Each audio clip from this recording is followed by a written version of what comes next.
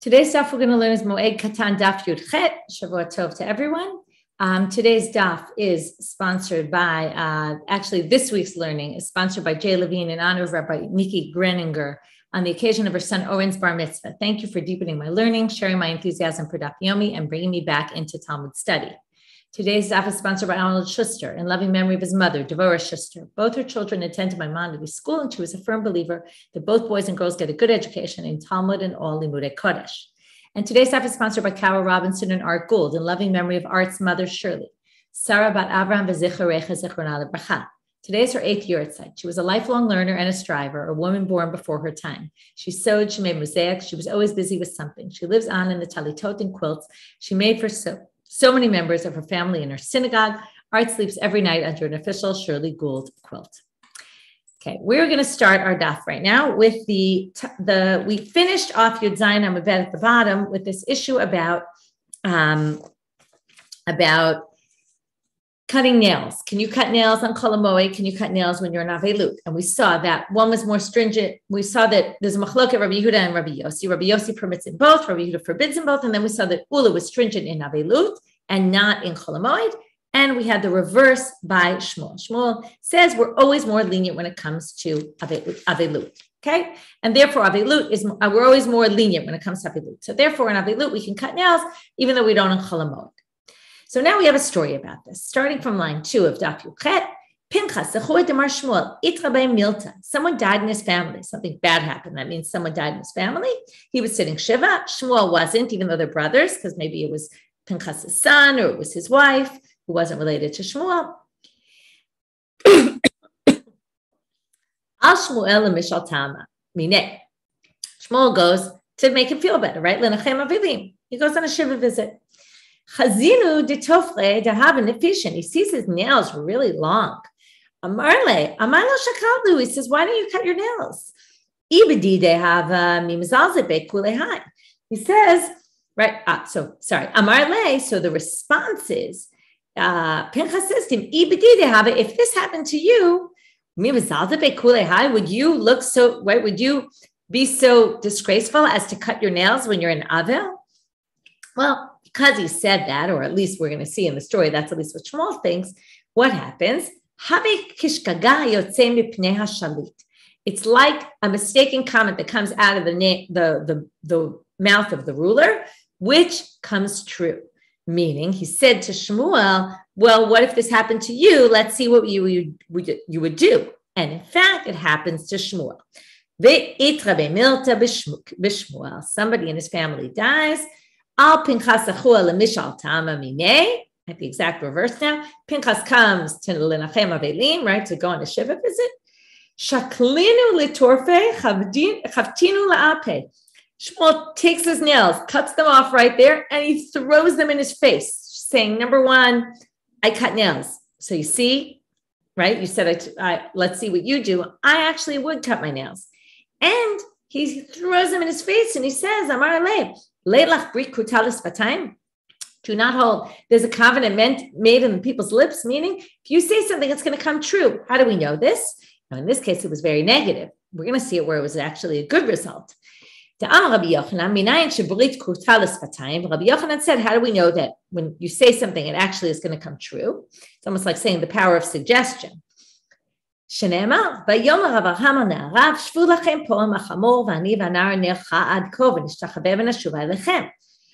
says to his servants, this is on the right, the people with him, when he goes to the Akedat Yitzchak, to binding of Isaac, he says, listen, you wait here, I'm going to go with Yitzchak up, right? I'm going there.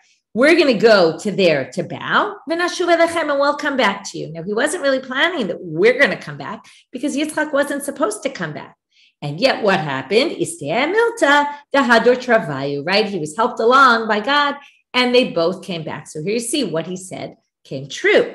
So here you see that what you say actually is often going to happen. So the fact that he said to him in the beginning, wait and see when this happens to you, and let's see what you do. Well, that actually happened to Shmuel, and Shmuel blamed him for it. Savor mine. Now, when the people heard that Shmuel said you could cut your nails, they thought, in de regalo. You could cut your fingernails, but not your toenails, because your fingernails are more disgusting, and therefore we allow it because it's much more noticeable. Toenails, we leave. But I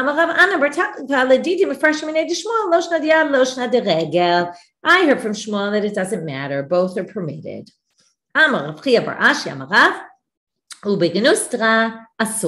With scissors, it's actually forbidden, or nail clippers. So how is it permitted then? Either by hand or with your teeth.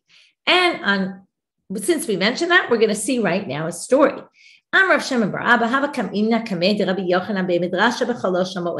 Right, because we were comparing it to Chol Moed. So now, story happens in Chol Moed. Rabbi Yochanan to the Beit Midrash. Rav Shem Bar Abba says, I was there with him. And Shaklinu L'Torfe B'Shine, he cut his nails with his teeth, okay? And Zarkinu, and he just threw them on the floor. Okay, you can imagine this thing going on in the Beit Midrash, right? Rabbi Yochanan sitting there, biting his nails, cuts off his thing, and throws it. Very strange story. Shema Mina Tzlat. We can infer three things from here, and this might be something you're familiar with, and you'll see in a minute. Shema Mina Mutarli told Tzipornayim b'chol Moed. So number one, you see, you could do this on Chol Moed and cut your nails, because this is what Rabbi Yochanan did. Ushma Mina ein behem mishum mi'uz. And we learn it's not disgusting to bite your nails. Okay, so if you think it's disgusting to bite your nails with your teeth, apparently it's not, because Rabbi Yochanan did it. Ushma Mina Mutarli zorkan. And the third thing we learn is you're allowed to just throw nails on the floor. Now, you might be thinking, isn't there something with not throwing nails on the floor? So here it comes. Ini, is that really true? There were three things said about nails. Number one, hakovran tzaddik. The one who buries them is a tzaddik. That's the best thing to do. Bury them in the ground. Sorfan, if you burn them, you're a chassid. You're a pious person. That's also a good thing to do. Zorkam, but if you throw them, rasha, you're an evil person. So tamamai. So now they're going to say, well, we'll tell you why this wasn't relevant to Rabbi Yochanan. What's the reason you can't do this? Okay, if you've ever heard, don't throw the nails on the floor, you might have heard why. Shema ta'avor lehen isha ubara v'tapil. We're worried that isha ubara, a pregnant woman, will come and it will cause her to miscarry. Now, hard to think about the connection between stepping on a toenail or a fingernail and having a miscarriage. So we're going to see later that they seem to, this was something they believed it was like a witchcraft thing. They thought that it was some superstitious thing. It was a superstition, basically, that if a pregnant woman walks on a nail, she's going to have a miscarriage.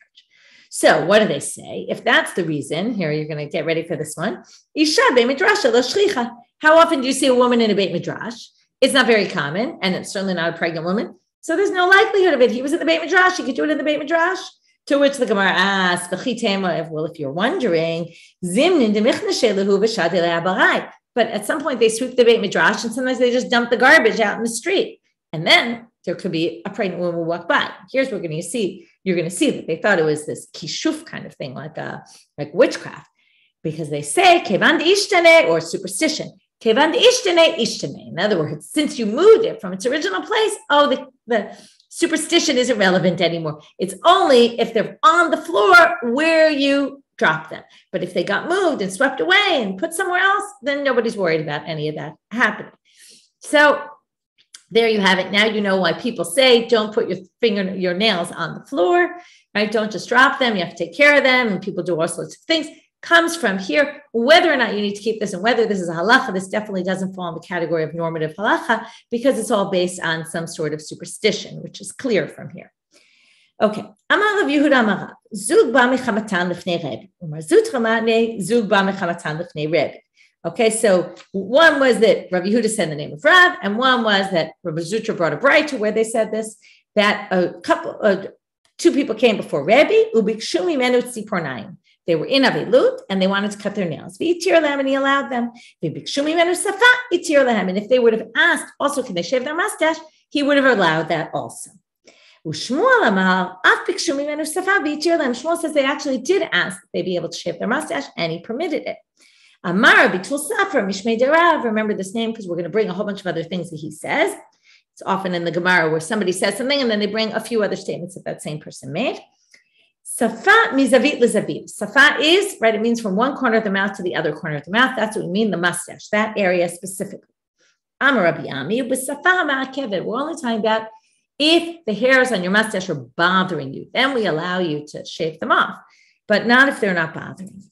And Amar Rav Nachman bar Yitzchak lididi kesafa ma'akevet damili. My mustache is always like that because I'm in what we call an istinis. I'm very particular and I can't take having any facial hair on. So for me, I would be allowed to do it in any case.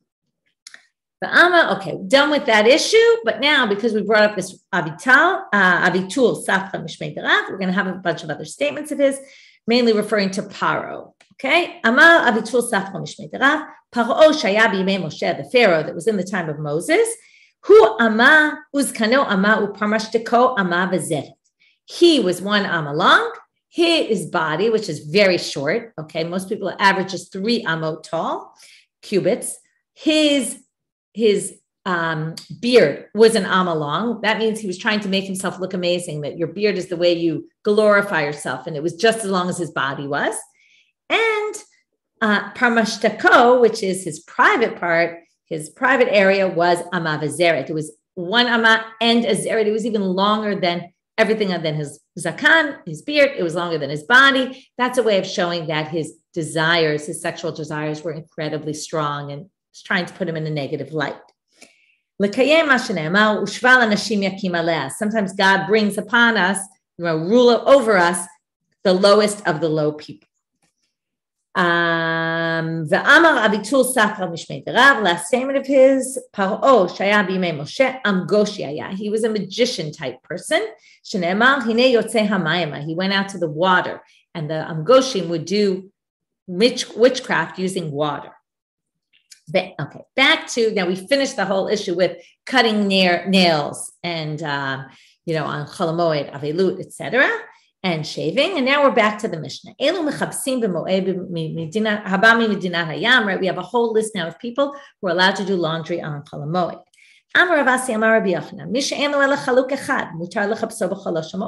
you only have one garment, we learned this already, you can wash it on Chol Moed. Mativ Rabbi Yirmiyah brings a question from our Mishnah. It says,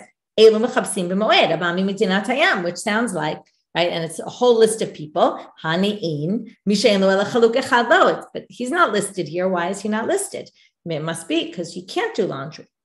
So Amar le Rabbi Yaakov le Rabbi Yirmiyah, even if he has 2 and they're dirty, still, right? Then all those people are still allowed to do it.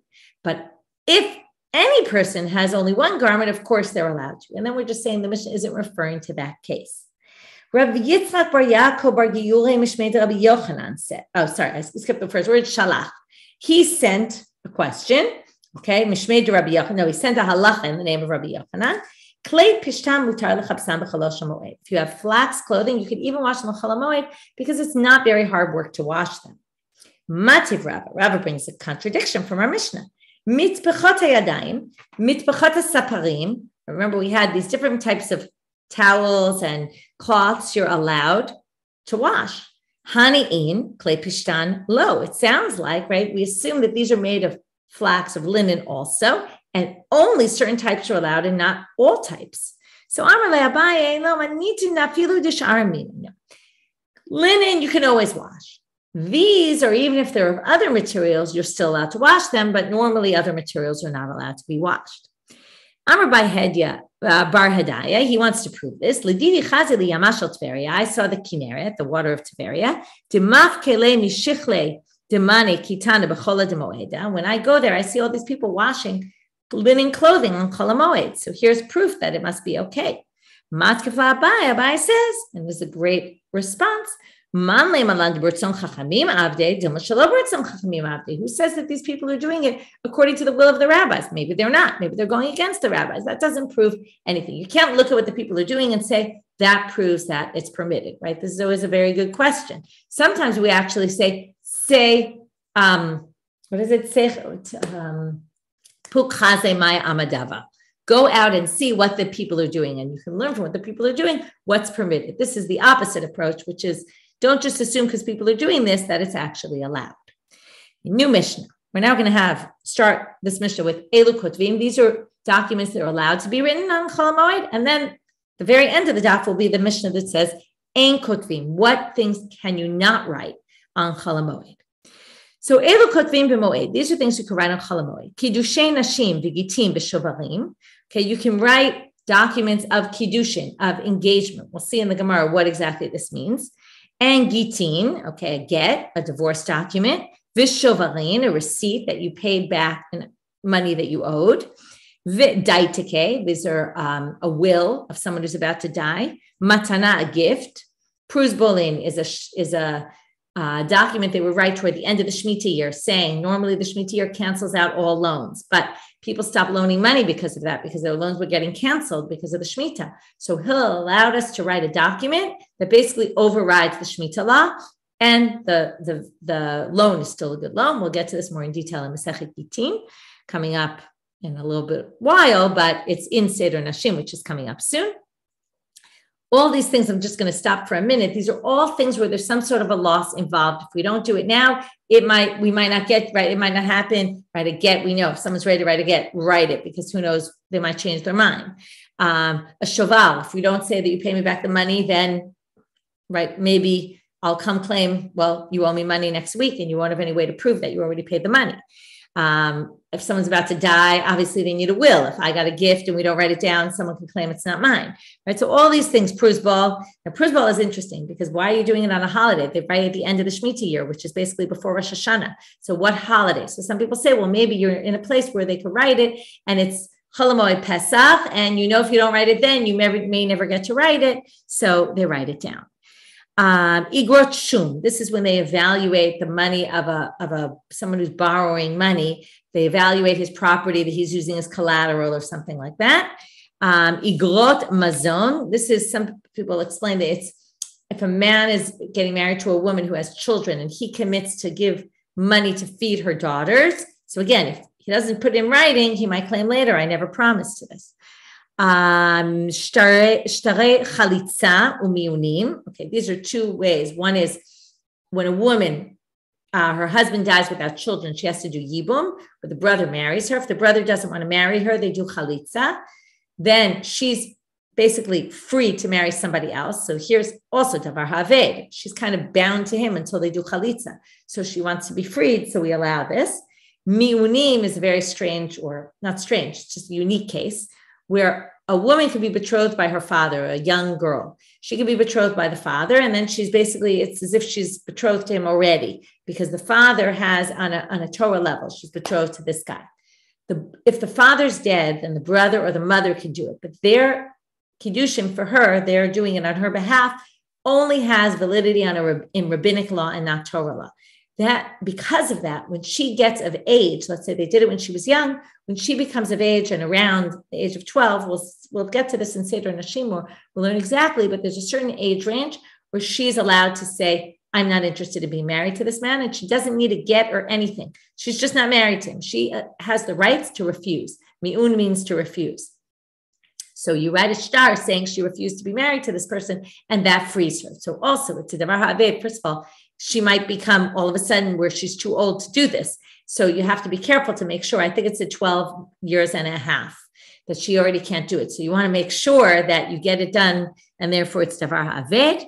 Another one, sharei berurin. Here there's a few different interpretations, but let's just go with it's when they're splitting up inheritance. So it's who gets which parts. Now we all know that's davar ha'aved. Otherwise they're going to end up with big fights.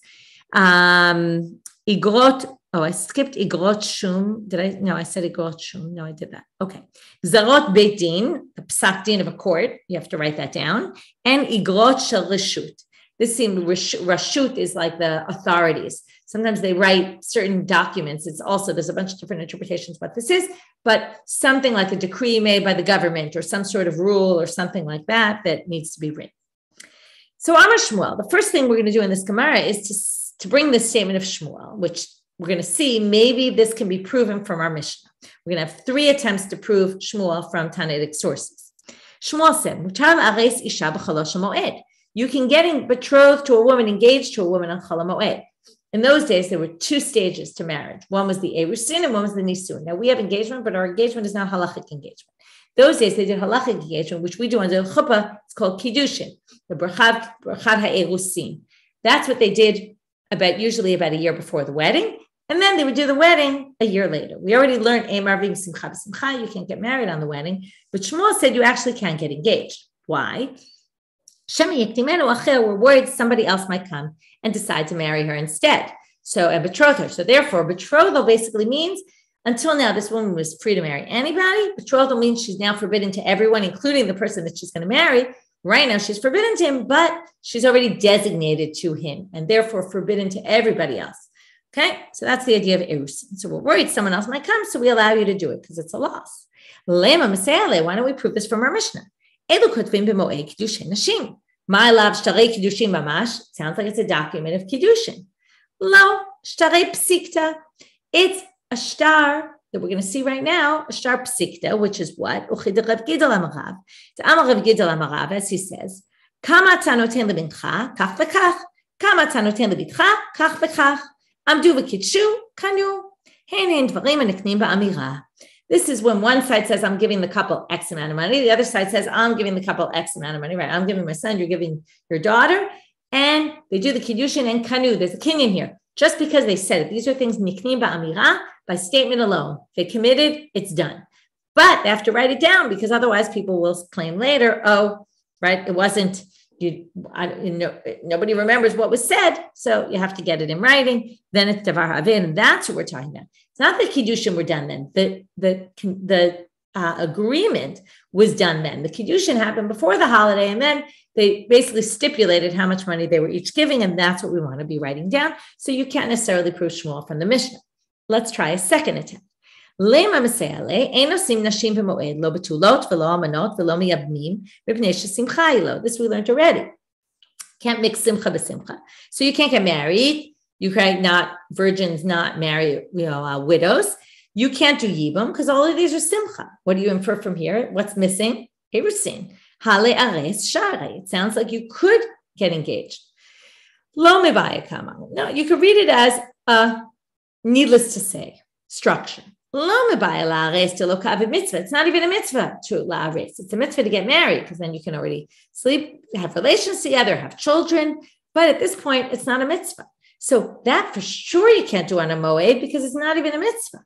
Ella, but you might have thought, afilu lisan nami tekav mitzvah asul, right? But even there where it's even a mitzvah, and you might have thought maybe we could do it on kol hamoed because it's a mitzvah, even that is going to be forbidden. And therefore you could read that, even though when we read it originally, we didn't say it that way, but it's not a clear proof for Shmuel because it could go either way.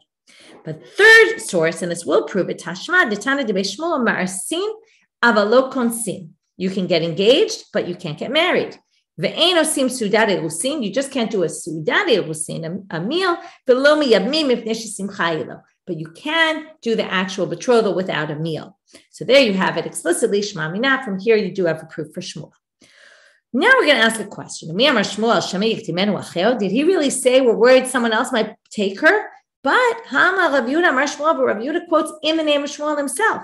Every day a bat kol goes out and says, Omeret, bat ploni leploni. This one's going to marry this one, meaning it's all predestined. Not only that, but sadeh ploni leploni. This field is going to go to this person. So why are we worried someone else is going to take her and betroth her? Isn't it clear who's supposed to marry her? Now, it's not clear always, right? This is hard to understand because it's still not clear, right? But that basically it's saying this is all somewhat predetermined. We're worried that someone else is going to pray that he gets to betroth her, okay? And that's really what we're worried about. Just one second. Right, we're worried that maybe whatever God determined might be canceled out by somebody's prayer. How are we going to see? We're now going to see a story about this. You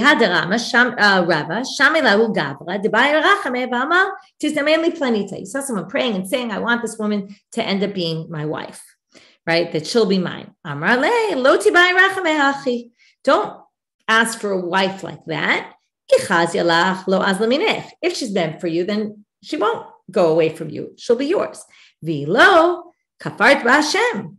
If not, you're basically going to pray to God for something, and then you're going to not believe in God because you're going to say, God didn't give me what I asked for. So it's not a good idea to pray for a woman either which way. Batar hachi shami deka'amar ihu limut mikame o ihu tamut mikame. That's either I'm going to die before her, or she's going to die before me. I don't want to see her married to anybody else. Amar le lavamina lach loti bayala. Didn't I tell you, right? Didn't I tell you not to pray for her like this?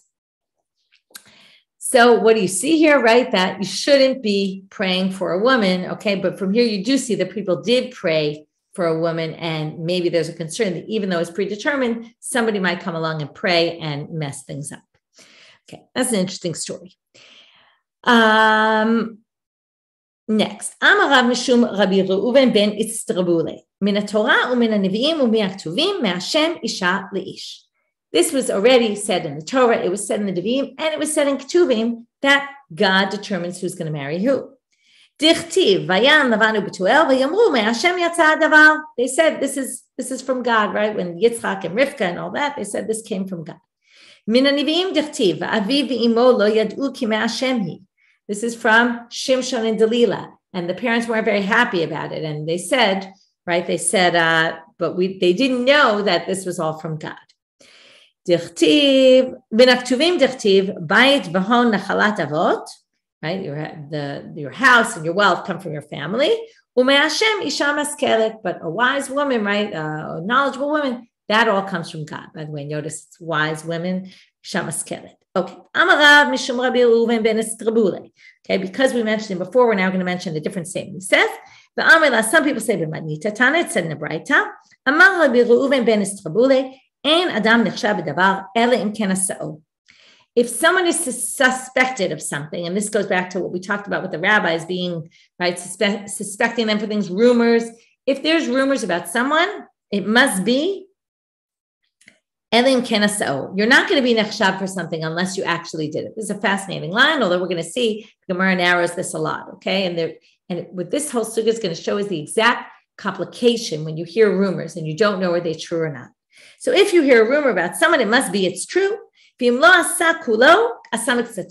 they didn't do the whole thing, if there's rumors about it, they must have done some part of it. If he didn't actually do it, it must be he had thoughts to do it.